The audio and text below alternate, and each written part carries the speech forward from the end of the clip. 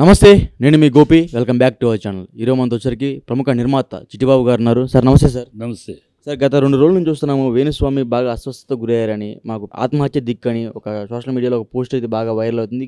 Viral కాదు, ఆయన Instagram పేజ్లో ఆయనే ప్రత్యేకంగా పెట్టారు. వాళ్ళ భార్య ఆయన ఇద్దరు మాకు ఆత్మహత్య దిక్కు, TV5 మూర్తి మమ్మల్ని 5 కోట్లు డిమాండ్ చేస్తున్నారు అన్నట్టుగా ఒక వీడియో రిలీజ్ చేశారు. ఒకవేళ వాళ్ళు 5 కోట్లు ఇవ్వలేకపోతే వాళ్ళకి ఆత్మహత్య దిక్క మీ మాటల్లో, ఎందుకంటే మీకు వేణుస్వామి గారు చాలా దగ్గర ఆత్మీయులు కాబట్టి. ఆత్మహత్య అనేది ఒక ఎమోషన్లో మాట్లాడిన మాట తప్పితే ఆత్మహత్య చేసుకోవాల్సిన అవసరం ఏం లేదు. అంటూ ఉంటారు. ఇప్పుడు ఒక అపోలో హాస్పిటల్ ఉంది, 100 మంది పేషెంట్స్ వస్తారు, 80 మంది తిరిగి వెళ్తారు ఆరోగ్యంగా, 20 మంది చచ్చిపోతారు. అందుకని హాస్పిటల్ క్లోజ్ చేయాలని అడుగుతామా? హాస్పిటల్ తప్పని చెప్తామా? అట్లాగే ఈయన కొన్ని చెప్పాడు. అందులో 80% సక్సెస్ అయినాయి. ఒక రష్మిక మందన అవ్వచ్చు, ఒక కేజ్రీవాల్ అరెస్ట్ అవ్వచ్చు, ఒక కేసీఆర్కి బీఆర్ఎస్గా మారిస్తే దానికి పుట్టగతులు ఉండని చెప్పడం అవ్వచ్చు, చంద్రబాబు అరెస్ట్ అవుతాడని చెప్పడం అవ్వచ్చు, కేసీఆర్ ఆరోగ్యం దెబ్బతింటుందని చెప్పడం అవ్వచ్చు. ఇట్లా అనేక విషయాలు ఆయన దేశం మీద ఇతర జరిగినాయి ఉన్నాయి, జరగనివి కొన్ని ఉన్నాయి, చాలా ఉన్నాయి, జరిగినాయి చాలా ఉన్నాయి. జరగని 20% అయితే జరిగినాయి 80%. జరిగినాయి చెప్పండి, 80% చెప్పండి. చెప్పరు, జరగనాటి మీద మాట్లాడుతున్నారు తప్పితే సమాజం. ఆయన యోని పూజలని లేకపోతే బట్టలు లేకుండా పూజలు చేస్తారని అన్నట్టుగా TV5 మూర్తిగా చెప్తున్నారు. అవునంటగా చేశారంట కదా, చూసాడా? TV5 మూర్తి ప్రత్యేకంగా చెప్తున్నారు నగ్న పూజ చేస్తాడు, చూసాడా? నేను ఎవడో అంటూ ఉంటాడు. కేరళలో అనేక పూజలు చేస్తూ ఉంటారు, కేరళ పూజలు ఇలా ఉంటాయి అలా ఉంటాయి అని వింటూ ఉంటాం.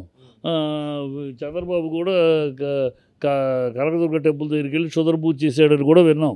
అవన్నీ వింటూ ఉంటాం. అక్కడ కనకదుర్గలో టెంపుల్ దగ్గర క్షుద్ర పూజలు చేస్తున్నారా? అంటూ ఉంటారు, వస్తూ ఉంటాయి అలా అనేక. ఇవన్నిటికీ మాట్లాడటం కాదు. ఆయన వృత్తి ఆయన చేసుకుంటున్నాడు. అందుట్లో ఫెయిల్ అవుతాయి, సక్సెస్ అవుతాయి. ఎవరన్నా ఆయన జాతకం చెప్పటం వల్ల, ఆయన పూజ చేయటం వల్ల మేము ఇంత నష్టపోయామని ఎవరైనా వచ్చారా ఈ నీళ్లలో? ఇప్పుడు ఎవరినో 17లో ఎప్పుడో జరిగిందని ఇప్పుడు ఎవరినో తీసుకొచ్చి కూర్చోబెట్టి మాట్లాడటం కరెక్ట్ కాదు. ఈ 8 ఏళ్ళు ఏమయ్యారు వాళ్ళు? అంటే చాలా జరగలేదు. ఎందుకంటే జగన్ గెలుస్తారన్నారు, సన్ రైజర్స్ గెలుస్తుందండి, TRS వస్తుందని, ఏది గెలవలేదు కదా. చాలా జరిగినాయి. ఇదే మాటలో జగన్ గెలుస్తాడని చెప్పిన ఆయన నోటితోటే 3 కలిస్తే, 3 జాతకాలు కలిస్తే ఆంధ్ర ఎన్నికల్లో చాలా మార్పులు, చాలా తేడాలు జరుగుతాయని కూడా చెప్పాడు. ఆ మాటను కన్వీనియంట్గా వదిలేశారు. ఈ మాటలు మాత్రం పట్టుకున్నారు. ఈ మస్తాన్ కూడా చెప్పాడు గెలుస్తుందని, మరి ఆయన మీద ధ్వజం ఎత్తలే. మస్తాన్ కూడా చెప్పాడు కదా మరి గెలుస్తారని. అనేక మంది ఛానల్స్ చెప్పినాయే, ఇంగ్లీష్ ఛానల్స్ కూడా, మరి వాళ్ళ మీద వెళ్ళరే. ఇది ఏంటంటే ఇది ఈయన మీద చేస్తే ట్రోలింగ్ అవుతుంది, బాగా అవుద్ది, వ్యూవర్షిప్ పెరుగుద్ది, కొంచెం ఆదాయం వస్తుంది. సో వేణుస్వామి ఒక సోర్స్ ఆఫ్ ఇన్కమ్, డబ్బులు సంపాదించుకోవటానికి వేణుస్వామి ఒక సోర్స్ ఆఫ్ ఇన్కమ్ అయ్యారు యూట్యూబర్లకి, కొన్ని ఛానల్స్కి. ఆయన పేరు పెడితే వచ్చేస్తుంది. సో అంతే. ఇప్పుడు ఆయన చెప్పాడు, ఆడియో రిలీజ్ చేశాడు, ఈ నా పేరు వాడుకున్నారు, నాకు సంబంధం లేదని అన్నాడు. ఓకే, నాకు చాలా దగ్గరోడు మూర్తి, నన్ను పెదనాన్న అని పిలుస్తాడు, నాకు పుత్ర సమానుడు. అవన్నీ ఒక తనకు దేవుడి మీద నమ్మకం లేదు, నాస్తికుడు, దేవుడు నమ్మకం లేదు కనుక అలాంటి దేవుడు నమ్మకం లేని దేవుడి విషయం మీద, శాస్త్రాల విషయం మీద ఏదైనా వస్తే అతను ముందుంటాడు వాటిని విమర్శించడానికి. ఎందుకంటే మూర్తి గారికి వచ్చిన మంత్రాలు కూడా వేణుస్వామికి రావంట. కూర్చోబెట్టి ఎవరి మంత్రాలు ఎవరికి వచ్చే మంత్రాలు ఏడో తెలిస్తే అవి వేరు. కానీ ఇవన్నీ మాట్లాడటానికి ఏముందమ్మా? అవి విమర్శ చేయాలని మాట్లాడినప్పుడు ఏమైనా మాట్లాడతారు. ఆయనకి అది రాదు, ఈయనకి రాదు. ఆయన రాకుండానే జనాలందరూ ఎరిపప్పులా ఆయన చుట్టూ అంతమంది తిరగటానికి. అంత జనాలు పిచ్చోళ్ళు కాదు కదా. జనాలు ఏదో ప్రయోజనం ఉంటేనే, ఏదో జరుగుతుందంటేనే వెళ్తారమ్మా. ఇంతమంది జ్యోతిష్కులు అందరి దగ్గరికి వేణుస్వామికి వచ్చిన పాపులారిటీ ఎందుకు రాలేదు?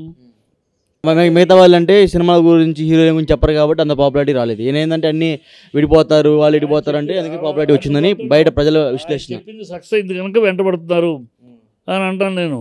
ఆయన చెప్పిన సక్సెస్ అయింది కనుక, 80% సక్సెస్ అయింది కనుక వెళ్తున్నారు.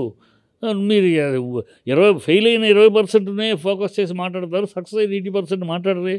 కనుక ఇవన్నీ ఒక వ్యక్తిని బదనాం చేయడానికి అవకాశం ఉంది. కానీ ఎంతమంది చెప్పారు జగన్ గెలుస్తాడని? ఇదే చెప్పాడా? మస్తాన్ చెప్పలేదా? ఇంకెంతమంది చెప్పలా? అంటే సర్వే వేరు, ఆస్ట్రాలజీ వేరు. సర్వే ఇప్పుడు సర్వే మరి చెప్పిన వాళ్ళు బుద్ధి లేని వాళ్ళు అనొచ్చుగా, సర్వేలు తప్పుడు సర్వేలు డబ్బులు తీసుకుని చెప్పారని చెప్పొచ్చుగా. అన్నారు, బుద్ధి లేని అన్నారు సార్ ఆల్రెడీ. లేదే అంటలా. ఈ జాతకం చెప్పిన నీ జాతకం చెప్పిన 100 సక్సెస్ అయినాయ్యా. 80 చెప్పండి మీరే. చెప్తున్నానుగా ఇప్పుడు నేను లిస్ట్ చెప్పాను నీకు. కేజ్రీవాల్ కేజ్రీవాల్ అరెస్ట్ అవుతాడని భూప్రపంచంలో ఎవరు నమ్మలా. ఎందుకంటే నేనే డిబేట్లో మాట్లాడాను, అంత సాహసం బీజేపీ చెయ్యదు. ఎందుకంటే అపోజిషన్లో స్ట్రాంగ్గా ఉన్నవాళ్ళు కేజ్రీవాల్, కేజ్రీవాల్ మీద టచ్ చేయడానికి ప్రాబ్లం ఢిల్లీ దదరిల్లిపోతుంది కనుక ధైర్యం చేయరు అన్నాం. ఆయన ఖచ్చితంగా జరుగుతుంది చూడండి అన్నాడు. ఎప్పుడు ఆళ్ళే సోల్ లేనప్పుడు. సిసోడిని అరెస్ట్ చేశారు ఆయన చెప్పిన తర్వాత, సిసోడి తర్వాత ఈయన అరెస్ట్ చేశారు. సో ఇవన్నీ చంద్రబాబు అరెస్ట్ అవుతాడని ఎవరు నమ్మలా. ఆయన చెప్పాడు చంద్రబాబు ఖచ్చితంగా ఆ జాతకం ప్రకారం కటకటాలు వెనక్కి వెళ్ళాల్సిన యోగం ఉందని చెప్పాడు. అప్పటికి ఆళ్ళే చూడలేదు, ఎవరు నమ్మలా, అరెస్ట్ అవ్వలేదా. కనుక ఇవన్నీ జరిగినాయి చాలా ఉన్నాయి. జరగబట్టే ఆయన దగ్గరికి అంతమంది వస్తున్నారు. కనుక జరగకుండా ఎవడో అంత జనాలు పిచ్చోళ్ళు కాదు. వాళ్ళకి ఏదో ఒక నమ్మకం, విశ్వాసం, వాళ్ళు నమ్ముతారు, జాతకాలు నమ్ముతారు, దేవుళ్ళు నమ్ముతారు, నమ్మే వాళ్ళు వెళ్తారు. ముస్లిమ్స్ దగ్గరికి ఎంతమంది వెళ్తలా, దర్గాలకి నమ్మి వెళ్తున్నారు. అందుకని దర్గాలు తప్పుపడతామా? కొన్ని అన్నీ జరుగుతున్నాయి. దర్గాలకు వెళ్ళినప్పుడు జరగట్లేదు కదా. చర్చిల్లో ప్రేయర్లు చేసి ఆయిల్ రాసి చెప్తున్నారు, అన్నీ జరుగుతున్నాయా? ఇవన్నీ నమ్మేవాళ్ళు నమ్ముతూ ఉంటారు, జరుగుతూ ఉంటాయి. ఎవడన్నా నష్టపోతే చెప్తా. ఆయన నాకు తెలిసి నా ఫ్రెండ్ ఒక అతను యాగం చేయించాలని అడిగితే ఆయన నో చెప్పాడు. అదేంటిది, డబ్బు ఉన్నాడు, బాగా ఎంతైనా ఖర్చు పెట్టాడు, నో అన్నాడు. ఎందుకంటే ఆయన ఒకటే మాట, నీకు యోగం లేదు, యోగం లేనప్పుడు యాగం చేసినా ఇంకేం చేసినా ప్రయోజనం లేదు. నేను యోగం ఉంటేనే చేస్తాను, నీకు ఆ యోగం లేదు కనుక వేస్ట్, మళ్ళీ డబ్బులు ఖర్చు పెట్టి నువ్వు చేసి మళ్ళీ ఏమీ అవ్వలేదు అని అనుకో. ఫ్రెండ్ ఎవరు సార్? నా ఫ్రెండు, నా బాగా తెలియదు, కావాల్సిన ఫ్రెండ్, డబ్బు ఉన్నవాడు. వెళ్ళాడు, చేయను అన్నాడు. మంచిదే చేయను అంటే ఆయన అంత నీకు యోగమే లేదు కనుక యాగం చేయను అంటే దాన్ని తప్పట్టాల్సిన అవసరం ఉంది, మంచిదే కదా అని అన్నాను. సో అట్లా ఉన్నాయి మనకు. అదంతా పక్కన పెడితే తెలిసిందే కొంత పెట్టుకుని మనం పాయింట్కి మాట్లాడదాం. అదంతా పక్కన పెడితే టీవీ5 మూర్తి 5 కోట్లు డిమాండ్ చేసినట్టుగా ఎవరో వాళ్ళ మధ్యవర్తులు, ఎవరైతే అమర్నాథ్, ఎవరో ఒక ఆమె కూడా, అమర్నాథ్ నాయుడు, ఎవరో ఒక స్త్రీ కూడా ఉంది, అంటే ఒక మెయిల్ ఒక ఫీమేల్ ఇద్దరు ఒక ఫోన్ డిస్కషన్లో మాట్లాడుకున్నట్టుగా ఒక ఆడియో అయితే రిలీజ్ చేయడం జరిగింది. సో వాళ్ళిద్దరు ఎవరు, టీవీ5 మూర్తికి సంబంధం ఉందా లేదా? ఇప్పుడు టీవీ5 మూర్తికి ఏం సంబంధమో వాళ్ళ మాటల్లో ఏమన్నారు, ఈ మూర్తికి కూడా వాటా ఉంటుందా అని అడిగింది అమ్మాయి. ఉంటుంది అని చెప్పాడు అమరు అని అతను ఆ వ్యక్తి మాట్లాడు ఉంటుంది అన్నాడు. అంతేకాని టీవీ5 మూర్తి అడిగాడని చెప్పలా. టీవీ5 మూర్తి అతను టీవీ5లో పనిచేస్తున్నవాడు అమర్నాథ్ రెడ్డి, అమర్ కాదు, అమర్ అంటే పాత అమర్ ఉన్నాడు, ఆయన పేరు వేరు.